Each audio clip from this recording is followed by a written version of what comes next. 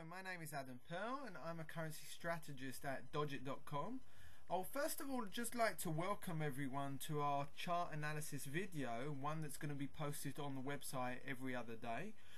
What we're going to do in these videos, we're going to just basically analyze the markets, the global markets, looking at stocks, looking at Forex, focusing on different charts each video. Unlike other videos on the net, what we're going to do is take you through the basics and give you a perspective of the different scenarios that we're looking at. Just before we go to the charts, and I think we're going to start actually with the S&P today. I just want to show you where we actually place the videos on our website. So what I've just done is I've just brought up our website. You can see right here in the left hand corner, Dodjit.com.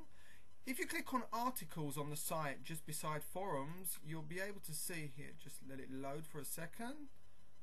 Internet's working a bit slow today, but you can see that if you go down here under market briefing, you'll be able to see the videos that they're gonna be posted every other day. We're gonna try to get a video out each day, but you just check it out.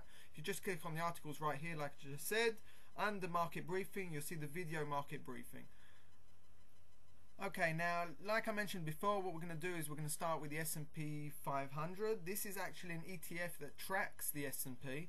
It's called the SPY. The charts that I'm using today are stock charts. Recommend them. They're really great for beginners, experts, whatever. They're free charts. You can also subscribe to their website for more advanced charts. We're going to just use the basic package. Like we stated yesterday in our daily briefing, the market's actually flip-sided through the session. You can see here large volume with this dodgy-like candlestick. And today, the markets, the S&P 500, Dow, Nasdaq, whatever you're looking at, they actually opened a lot higher. Throughout the session, they've lost all their steam. They're now retracing back. They're now trading in the negative territory. But if we just look at the chart carefully, we can actually see that they're trading around this support area. We're looking out for that, and we're going to see if it breaks this area or if it's going to head higher. We've got like this tiny little resistance level, which is actually a trend line, and we're situated at the moment between this resistance level and the 50-day SMA. So we're going to see how that turns out. Now what I just want to do, I want to emphasize that over the last couple of weeks we've actually been seeing a type of consolidation pattern, and this week we really lost all the fuel completely in this type of rally, this little rally here, and we've actually retraced all the way down to this support level. Now Bernanke, the Fed, they've really been trying to get the economy back up and running, to stimulate the economy. They're really dealing now with all this mess in the financial sector, pumping in a lot of money into the financial sector, buying up bad assets and stuff like that. But it just seems like there's no buyers out there. They're not coming into the market. Nothing. So we're really going to have to wait and see. I'm hoping we're going to break. I was hoping we were going to form a type of morning star formation here on the pattern, which consists of a red candle, a doji, and a white bullish candle. But throughout the session we're just breaking down, and it doesn't look good at the moment. It really doesn't look good. If we just go over now to the dollar chart, to the dollar index, actually this chart, what we're going to go over now, it was posted on today's analysis on daily briefing.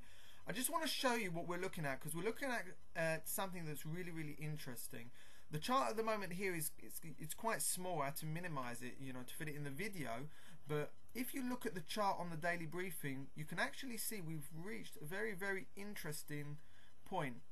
Number one, if we look just round about here, you'll see the trend line. You can see a clearer picture on the daily briefing. You can see it's actually in line with a resistance level. And what I'm going to do is I'm going to just take this Fibonacci tool all the way from here down to here, and we can see it's actually all in line. Like all the lines converge together, which is something really interesting. So what we're looking at the moment is like this. If the stock markets really start to rally, we're probably going to see also a nice rally on certain currency pairs. This website actually focuses on combining the two markets together, Forex and stocks. So if we're going to see a nice rally in stocks, we're probably going to see a nice also turnaround in the euro dollar, the dollar against the Japanese yen.